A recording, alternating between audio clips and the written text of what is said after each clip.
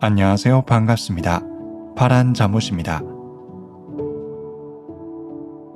오늘은 조선 왕조실록과 야사를 토대로 조선의 여인들에 대한 이야기를 들려드릴까 합니다. 읽어드릴 책은 강영민 저자의 기상천외한 조선사 읽어드리겠습니다. 오늘도 편안한 밤 보내시기 바랍니다. 첫 번째 이야기. 신사임당의 남편 이원수는 처가살이를 했다. 조선시대 최고의 현모양처라 일컬어지는 신사임당도 처음부터 시부모를 모시고 살지는 않았다. 즉, 시집살이를 하지 않았다는 뜻이다. 신사임당은 강릉 외갓집에서 태어나 성장한 뒤 그곳에서 중종 17년 19세 때 남편 이원수를 만나 결혼했다. 그런데 혼례를 치른 뒤 시댁에 몇 번 다녀온 것을 제외하고는 줄곧 친정에서 지냈다. 행여 외동딸이라 그런 특권을 누린 것이 아닐까 싶지만 신사임당은 5자매 가운데 둘째 딸이었다. 더욱 놀라운 일은 혼례를 치른 3년 뒤에야 한양시댁에 가서 시어머니 홍씨를 처음 만났다는 것이다. 혼례를 하자마자 곧 부친 신명화가 세상을 떠나 3년상을 치르고 나서야 시댁에 인사를 갈 수 있었던 것이다. 그 후 친정에서의 생활을 접고 시댁으로 가서 정착한 것은 혼인한 지 19년이 지난 중종 36년의 일이다. 그런데 한양시댁으로 가게 된 것도 시어머니 홍씨가 늙고 쇠약해져서 더 이상 가사를 돌볼 수 없었기 때문이다. 그때 신사임당의 나이 38세로 그 후 그녀가 세상을 떠난 것은 시댁에 돌아온 지 10년 후인 48대의 일이다. 결과적으로 젊은 시절 전부를 친정에서 보낸 셈이다. 신사임당이 시집살이를 면하고 친정에서 살 수 있었던 것은 처가살이의 풍습 때문이다.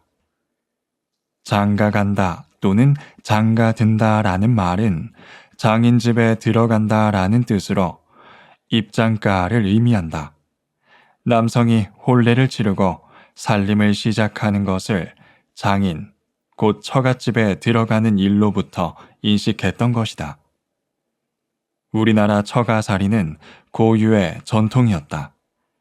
삼국시대와 고려시대를 거쳐 조선시대 전기인 16세기까지 이어졌다. 여러 성리학자들로부터 존경을 한몸에 받았던 김종직 역시 처가살이를 했다. 그는 밀양의 외가에서 태어났지만 금산에 있는 처가에서 생활을 했다. 성리학자 조식 또한 어머니가 죽기 전까지 처가인 김해에서 살았다. 처가살이가 존재했다는 것은 부계의 혈족을 강조하지 않았다는 뜻과도 같다. 아버지에서 아들로, 손자로 이어지는 전통에서 벗어나 사위의 신분으로 처가의 일원이 되어 살아갔다는 것이다. 시집살이가 보편화되기 시작한 임진왜란 이후인 17세기 전까지 이와 같은 양상은 계속되었다. 우리나라 전통의 혈족을 바라보는 시각은 부계와 모계를 모두 존중하는 양계 혈족이었다는 견해도 있다. 그래서 여성이 결혼을 한 뒤에도 남편이 아닌 친정의 성을 고수할 수 있었던 것이다. 그러나 중국에서 친영례라는 결혼 풍습이 들어오게 되면서 변화가 시작되었다.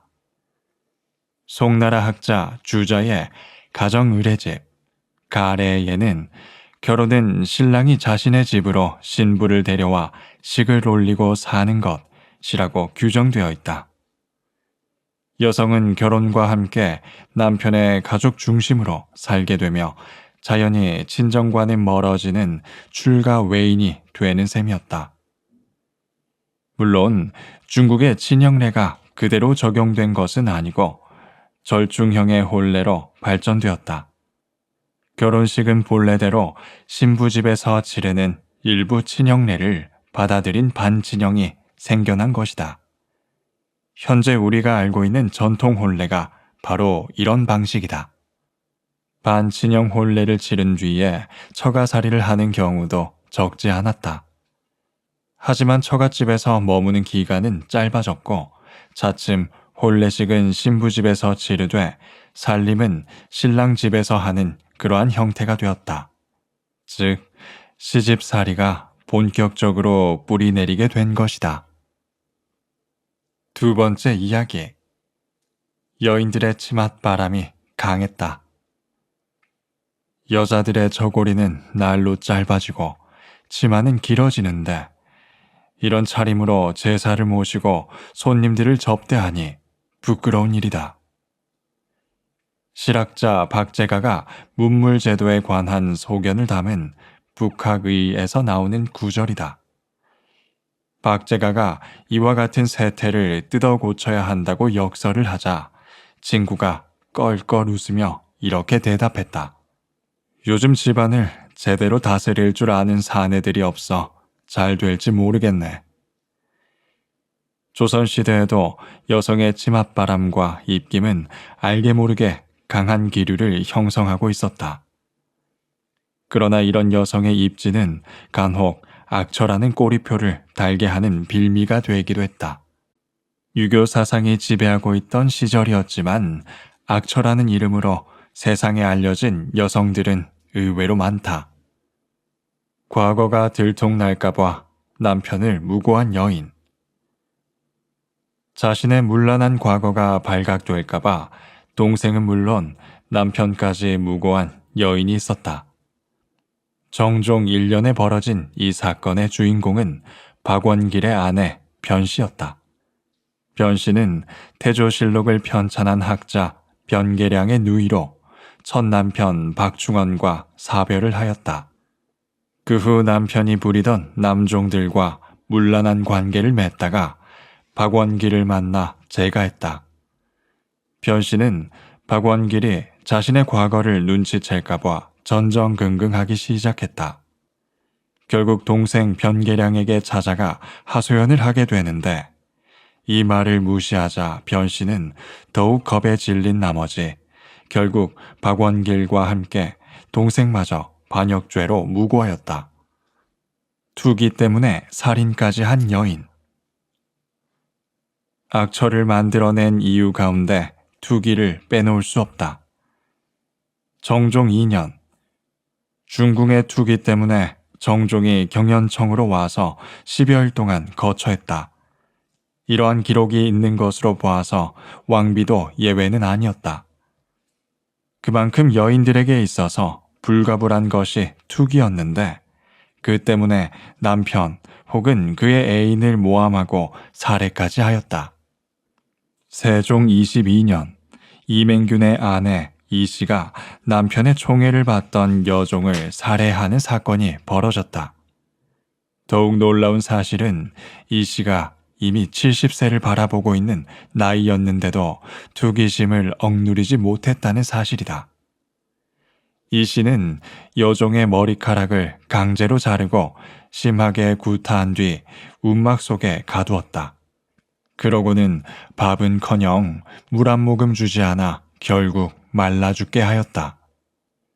사헌부에서는 두 사람을 이혼시키고 유배를 보낼 것을 정했다. 그러자 세종은 이맹균을 파면하고 유배를 보냈지만 이 씨에게는 작첩을 빼앗는 것으로 그쳤다. 사헌부에서는 이 씨마저 유배시킬 것을 다시 청하자 세종은 부부를 같은 배소로 보낼 수 없다는 등의 이유로 받아들이지 않았다. 또한 부녀자가 그런 행동을 한 것은 가도를 바르게 하지 못한 가장 때문이라는 질타의 목소리도 잊지 않았다.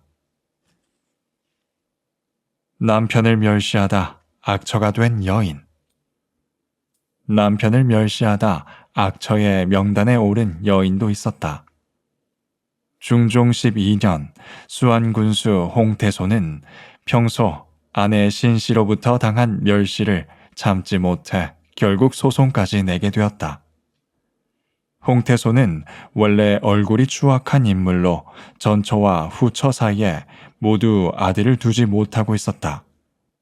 그 후 50세가 되자 후사가 끊어질 것을 염려해 새로 맞아들인 것이 신씨였다. 그러나 신씨는 홍태손이 못생겼고 나이가 많다는 사실이 처음부터 불만이었다. 신씨는 늘 한숨만 쉬며 홍태손 곁에 가까이 가려고도 하지 않았다. 홍태손과 마주칠 때마다 주한 얼굴에 나이도 많고 기력도 없는데 무엇을 믿고 자신을 고생시키느냐며 차라리 죽이라는 소리까지 하였다. 그러자 참다 못한 홍태손이 이혼을 요구하는 문첩을 예조에 올렸지만 수리되지 않았다. 홍태손이 다시 소송을 내자 사헌부에서는 결국 두 사람을 이혼시키고 신씨에게는 장 100대에 처하라는 정을 올렸다. 그러자 중종은 장은 속전, 즉 벌금으로 대신하게 하고 이혼을 시키라는 명을 내렸다.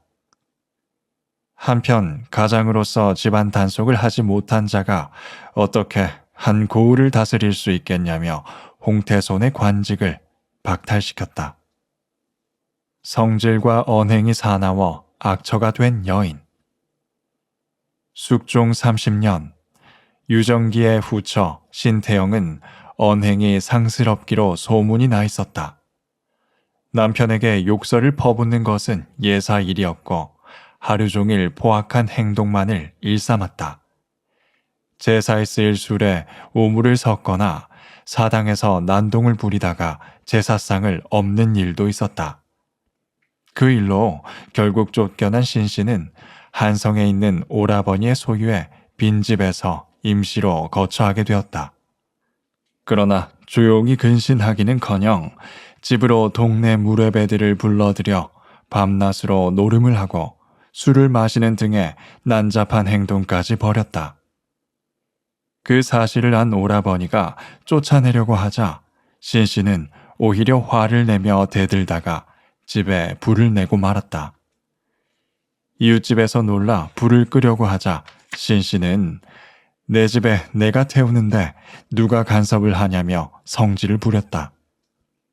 결국 집은 전소되고 신씨는 마을 사람들로부터 손가락질을 받다가 끝내 체포되어 옥에 갇히는 신세가 되고 말았다. 사대부 가문에서 벌어진 양반들의 부부싸움 혹은 그로 인해 불거진 악처들의 행실은 빙산의 일각일 것이다. 기방에서 놀다가 며칠 만에 돌아온 남편의 갓과 옷을 찢어 웃음거리로 만들었다는 등의 사대부 여인들의 일화가 적지 않은 것만 봐도 알 수 있다.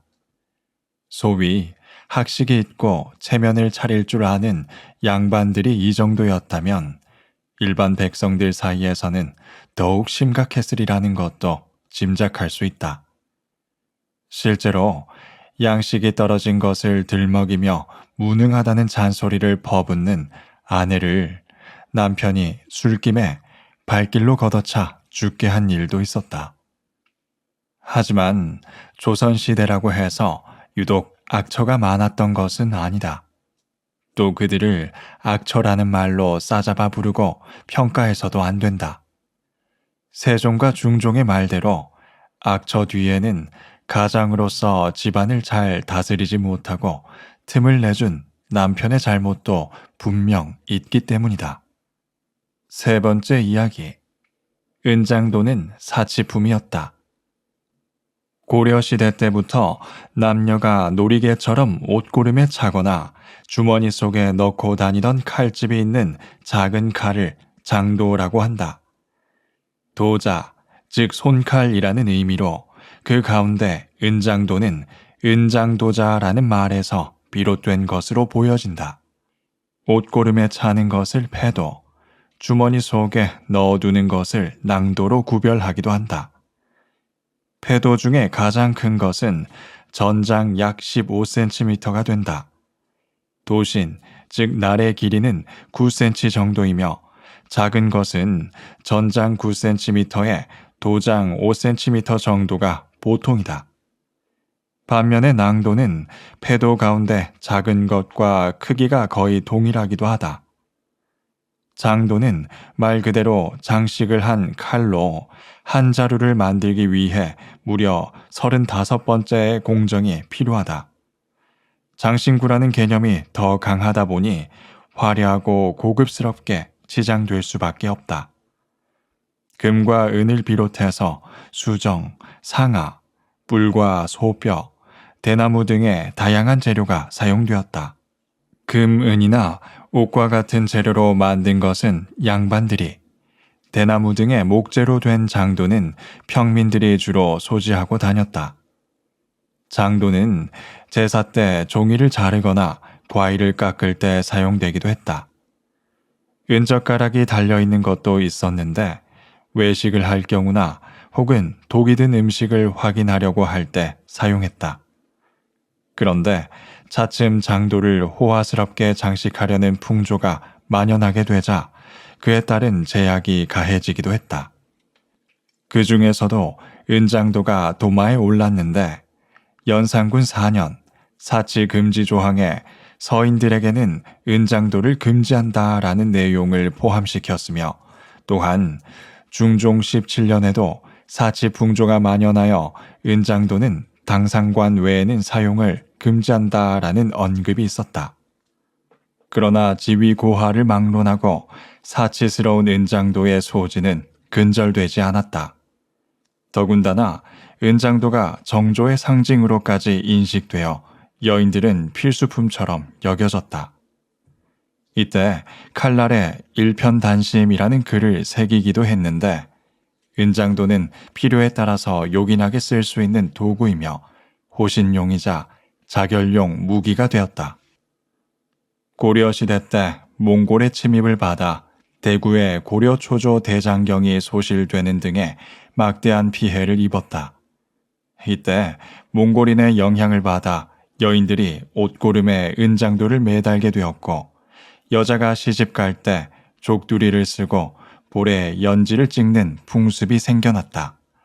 실제로 동국신속 삼강행실도에 보면 임진왜란 때 경상도 함안군에 사는 이희지의 아내 신씨가 외놈이 겁탈하려고 하자 장도로 자결했다는 기록이 있다. 그런데 칼날의 길이가 비교적 짧다는 사실에 비춰볼 때 자결이 쉽지는 않았을 것이다. 치명상을 줄 부위를 찔러야 하는데 조선시대 여인들의 옷차림을 떠올려 보면 쉽지는 않다. 은장도는 자결용보다는 언제든지 자신의 목숨을 버릴 수 있다는 간접적인 표현이자 정절의 상징으로 해석하는 것이 좋을 듯하다. 장신구와 함께 은장도는 폐물이라는 인식도 있어서 사대부 가문의 여인들은 이를 대물림하기도 했었다. 네 번째 이야기. 궁녀들도 결혼한 적이 있었다. 어린 나이로 궁궐에 들어가 늙어서야 본가로 다시 돌아올 수 있는 운명의 여인들이 궁녀였다. 성년식을 치르면서 임금과의 혼례를 올리기는 하지만 신랑이 없는 신부만의 자리일 뿐이었다.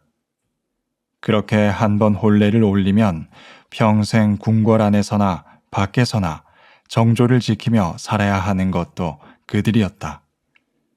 경국대전에 방출 궁녀를 얻은 자는 곤장 100대를 가한다고 규정해 궁녀의 자유를 금지하였다.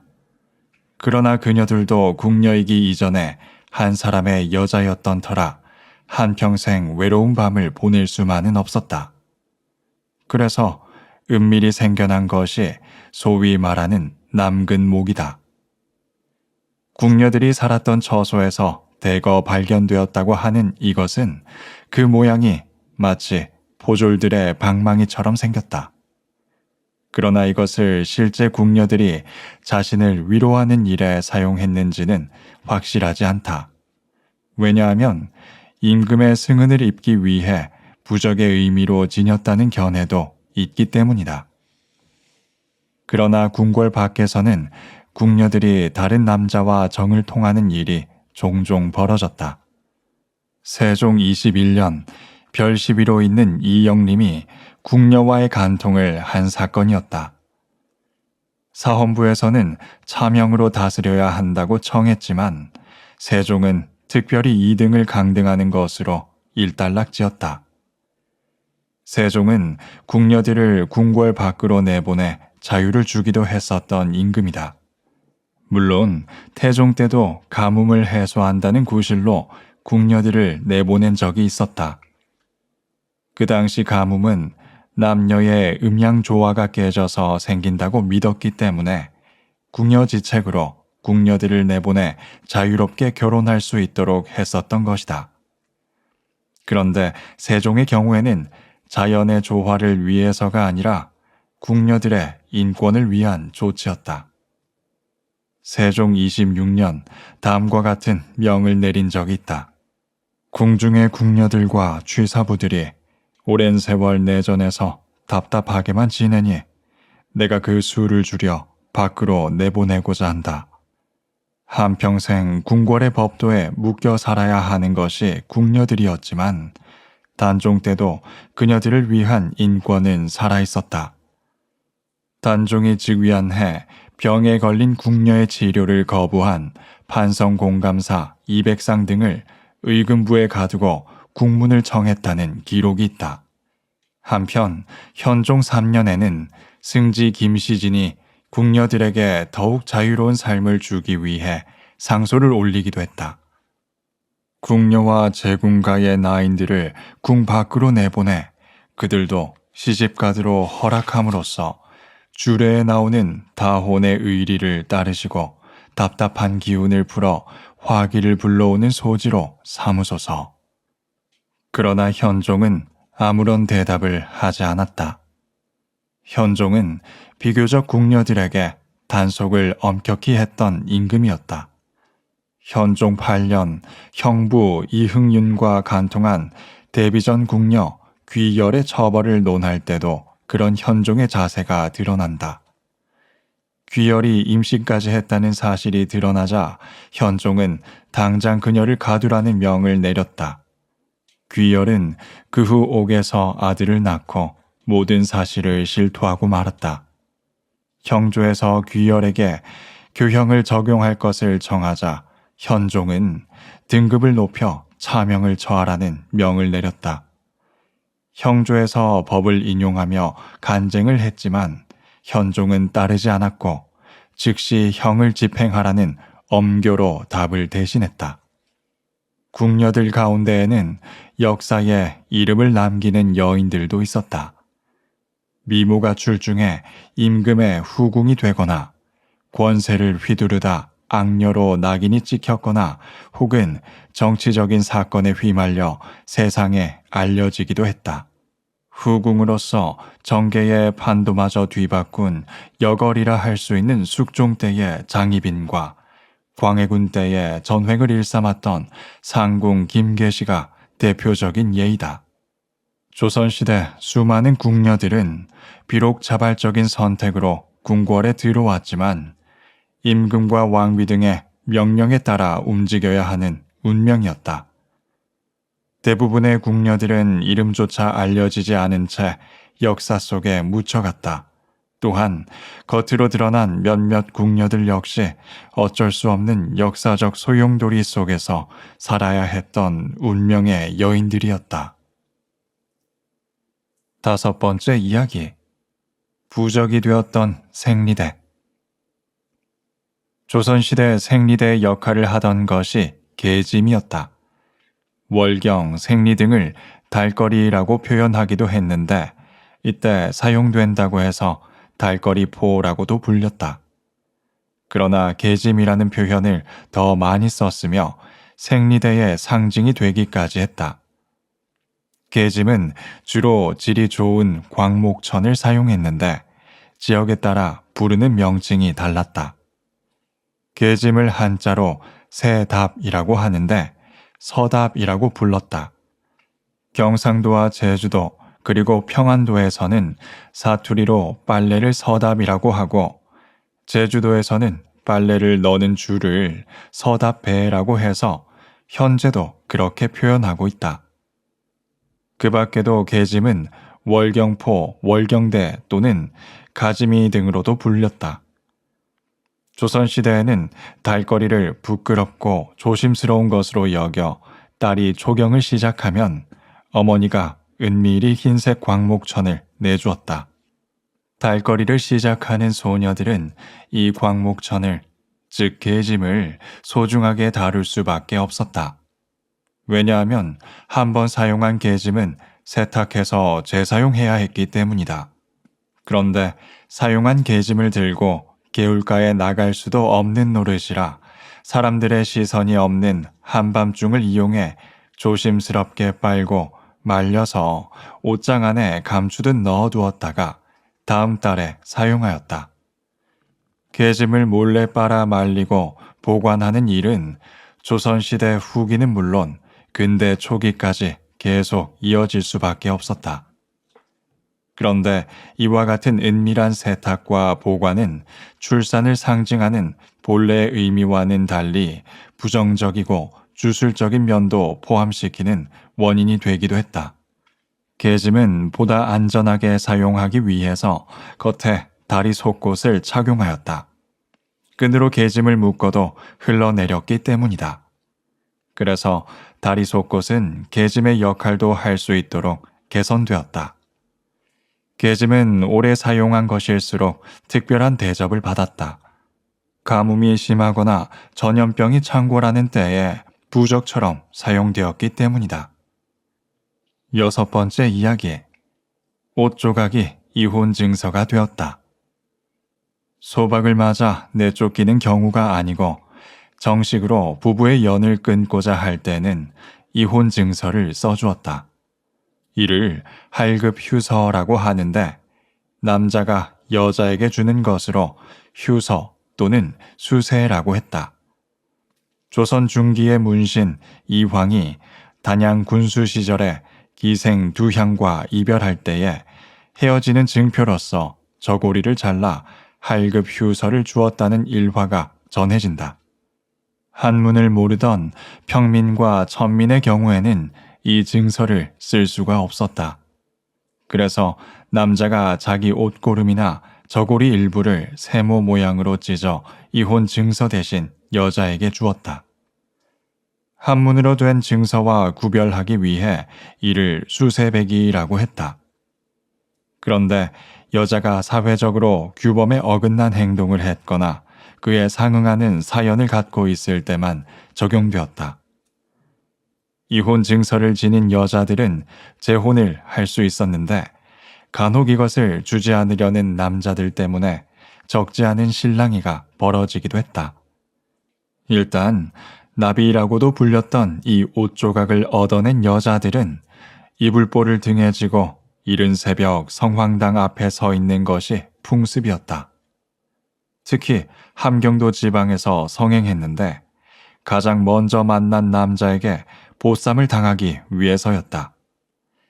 여자가 나비를 손에 들고 있으면 이를 처음 발견한 남자가 이불보로 보쌈을 해서 데려갔다. 남자가 벼슬 아치든 떠돌이 장사꾼이든 심지어 노비일지라도 무조건 따라갈 수밖에 없었다. 남자 역시 운명으로 받아들여 여자를 집으로 데려가 살았다. 한편 여자 입장에서는 일방적으로 강요되던 수절에 대한 일종의 한거이자 구속에서 벗어날 수 있는 길이기도 했다. 7번째 이야기. 여인들이 남자 의원을 꺼려해 목숨까지 잃었다. 남자 의원, 즉 남이에게 진찰받는 것을 부끄러워해 병을 키우다 목숨까지 잃었던 것이 조선시대 여인들이었다. 성리학의 영향으로 남녀 구별이 엄격했기 때문에 그래서 남이가 진맥을 하려고 해도 선뜻 손목을 내주지 못하고 아예 병을 감추려 들기까지 했다. 이 같은 폐단을 없애고자 태종 6년 재생원지사 허도의 건의에 따라 어린 소녀들에게 의술을 가르치도록 재생원에 명을 내렸다. 관비 가운데 소녀들을 선발해서 중국 고대의 의서인 맥경과 침술, 그리고 뜸 등을 익히게 하여 부녀자 치료에 나서게 하였다. 의녀 제도가 시작된 초기에는 한성에 국한되었지만 세종 5년에는 각 도 개수관의 관비를 뽑아 의술을 가르치게 하기도 하였다. 의술을 배운 의녀들은 각자 본거지로 돌아가 그곳 부녀자들을 위한 치료에 심혈을 기울였다. 그 결과 의녀의 활동 무대가 지방까지 확대될 수 있었다. 세종은 의녀의 활동이 효과를 거두자 의료 혜택을 확대하기 위해 그 수를 늘리기도 했다. 또한 의녀에게 필수적인 의술과 주로 산부인과에 대한 교육을 집중적으로 시켰다. 의녀들이 주로 관비 출신들이라 학문적인 기초가 상대적으로 부족했기 때문이다. 성종 때는 의녀를 3단계로 나누어 관리하기도 했다. 교육을 받은 지 얼마 되지 않은 초학의, 공부를 하며 치료를 겸하는 간병의, 전문 의원으로 활동하는 내의이다. 그러나 의녀는 연산군과 중종 시절에는 각 관청의 잔치나 조관들의 연회에 참석해야 하는 기생의 역할도 했다. 중종 5년부터 의녀를 연회에 부르지 못하도록 했지만 그 후로도 잘 지켜지지는 않았다. 기녀가 기생보다 격조 있는 것으로 또는 점잖게 바꾸어 부르는 정도로만 알고 있는 경우가 많다. 기생은 술자리에서 감으로 흥을 돋구는 것을 업으로 하는 여자이다. 이들은 천민에 속했고 말을 알아듣고 할 줄 아는 꽃 혹은 미인이라는 의미로 해어화라고도 불렸는데 화류계의 여자인 셈이다. 고대 사회에서 전쟁 후 포로들 중에 미모와 가무에 뛰어난 여인들을 선발했는데 여기에서 기생이 유래되었다는 설이 있다. 또한 신라시대 진흥왕 때 화랑의 전신인 원화에서 생겨난 것이 기생이라는 견해도 있다. 한편 고려사에 등장하는 무자리, 즉 양수척에서 유래되었다고 보기도 한다. 양수척은 후삼국과 고려시대 때 천업에 종사하며 떠돌던 무리였다. 원래 이들 대부분은 여진이나 거란 계통의 포로나 귀하인 출신인데 주로 유민 생활을 할 수밖에 없었다. 훗날 이들을 노비로 삼을 때 미모가 뛰어난 여자를 선발해 가무를 익히게 해서 기생을 만들었다는 것이다. 반면에 기녀는 원래 의학과 침수를 다루며 조산사 등의 의료 활동을 하던 의녀가 변질된 모습이다. 의녀 제도는 연산군과 중종 시절을 거치면서 각 관청의 잔치 등에 참석해야 하는 기생 역할도 했다. 이때 내의원의 별칭인 약방에 소속된 의녀들이 잔치에 단장을 하고 불려간다고 해서 약방 기생이라고 부르게 된 것이다. 기녀들은 늙거나 병이 들면 낙향할 수밖에 없었는데 그곳 민간에서 벌어지는 잔치에 불려가기도 했다. 궁궐에 익혔던 가무 등이 일반에 알려지는 계기가 되기도 했던 것이다. 그래서 기생과 달리 의녀 출신의 기녀들을 보다 품위 있고 격조 높은 대상으로 여겼던 것이다. 의녀 제도는 조선시대 후기까지 계속되어 고종 때만 해도 그 수는 80명에 달했다. 그러나 서양 의사가 궁궐에 들어오면서부터 의녀들은 차츰 사라지기 시작했다. 그 후 우리나라 최초의 근대식 병원이 생긴 것은 고종 22년으로 미국인 선교사 알렌의 주관 아래 세워진 광해원이다. 남자 의사가 진료를 하는 산부인과가 문을 열기도 했다.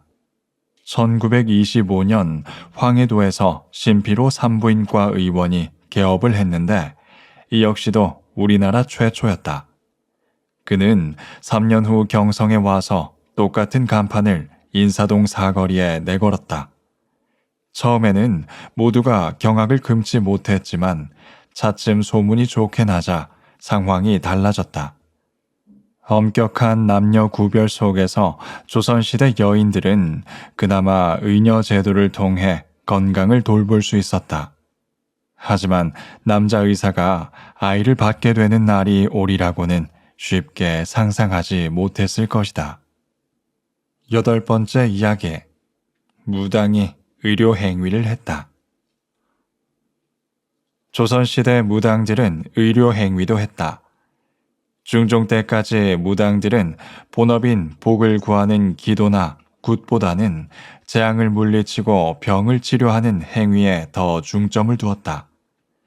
병이 난 백성들이 가장 먼저 찾는 것이 의원이 아니라 무당이었던 셈이다. 무당이 병을 치료할 수 있다고 믿었던 이유는 신의 존재에 대한 강한 믿음 때문이었다. 그 당시 사람들은 병이 드는 것을 귀신의 작용이라고 생각했다. 그래서 병을 고치려면 신기가 있는 무당의 힘을 빌려야 한다라고 생각했던 것이다. 더군다나 무당들이 사는 곳에는 전염병을 퍼뜨리는 귀신이 접근하지 못한다는 믿음도 갖고 있었다. 그 당시 의술로는 치료할 수 없는 병이 많았다는 것도 이유이다. 그래서 의술은 한정된 병에만 유용하다는 한계성을 깨달은 많은 사람들은 무가로 몰릴 수밖에 없었다. 또한 일반 백성들이 의원을 찾기에는 비용 부담이 너무 컸다는 점도 요인으로 작용한다. 무당이 의료 행위와 연관을 맺게 된 것은 오래전의 일이다. 고려시대의 대표적인 대민 의료기관이 대비원인데 조선시대에도 이와 흡사한 활인서가 있었다. 정부가 운영하는 의료기관으로 주로 한양의 평민과 천민의 질병을 무료로 치료해 주었다. 진맥을 살피고 짐을 놓고 약재를 처방하는 것은 중인 신분의 의원들이 했다. 그런데 이곳에서 전염병을 특별히 담당해 치료하던 사람들이 바로 묵격인 무당과 박수였다.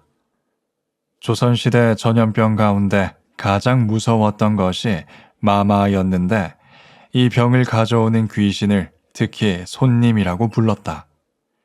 손님이 오면 당연히 무당을 불러 굿을 해야지만 무사히 돌려보낼 수 있다고 믿었다. 그래서 무당들을 제도적으로 활용할 방안을 찾다가 활인서에 소속시켜 의원 자격을 준 것이다. 활인서뿐만 아니라 무당의 의료 행위는 지방으로 갈수록 더 성행할 수밖에 없었다. 왜냐하면 지방의 현 단위에는 의원이 겨우 한 군데밖에 없었던 반면 무당의 수는 상대적으로 많았기 때문이다. 중종 반정으로 훈구파를 몰아낸 살인파는 도교 신앙과 민간 신앙을 철저히 배격하고 소격서마저 폐지하기도 했다. 그 결과 활인서에서 일을 하던 무당들도 한양 밖으로 내몰릴 수밖에 없었다. 하지만 여전히 무당들에 의한 작은 의료 행위는 이어졌다. 이때부터 숙종 때에 걸쳐 아예 무당들을 한양에 살지 못하게 하는 법령이 반포되었다. 그러나 무당들은 한양은 물론 궁궐까지 출입했는데 장희빈이 인현왕후를 저주한 사건만 봐도 잘 알 수 있다. 궁궐까지 출입한 무당들이 사대부의 내방이나 민간에 드나드는 것은 더욱 쉬운 일이었다. 성략이 나라 전체를 지배하고 있어도 민간에서는 여전히 이에 상반되는 일상생활을 이어나가고 있었다. 일반 백성들은 민간 신앙에 더욱 기댔고 도교를 찾고 불교와 미륵을 찾아 자신들의 안녕을 빌었다. 9번째 이야기. 대를 잇기 위해 시내리를 두었다. 조선시대 양반 가문에서 아들을 낳지 못하거나 대를 이을 수 없을 때 드렸던 것이 씨바지였다.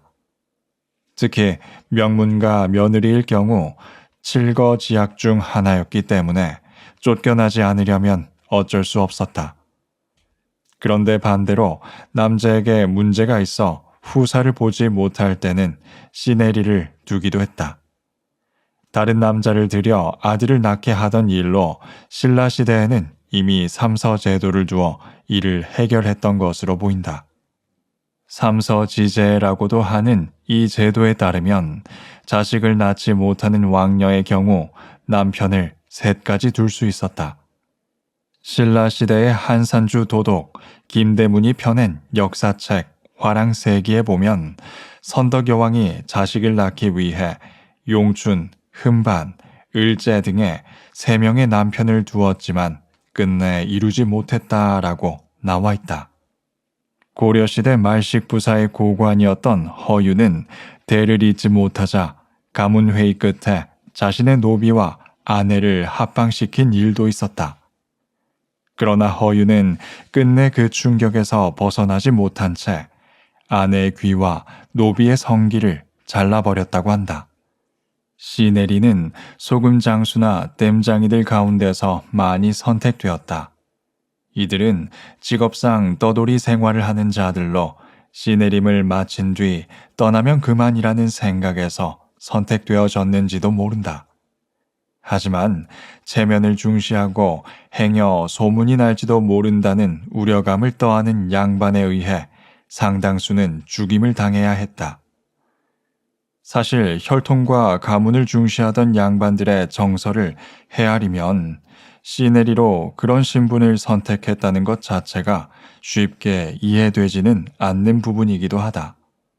하지만 남아선호 사상과 함께 반드시 대를 이어야 한다는 관념에 묶여있던 그 당시를 생각하면 무리는 아니다. 조선시대 혹은 그 훨씬 이전부터 아들을 낳고 대를 잇기 위해 얼마나 전전긍긍했는지를 알 수 있는 부분이었다.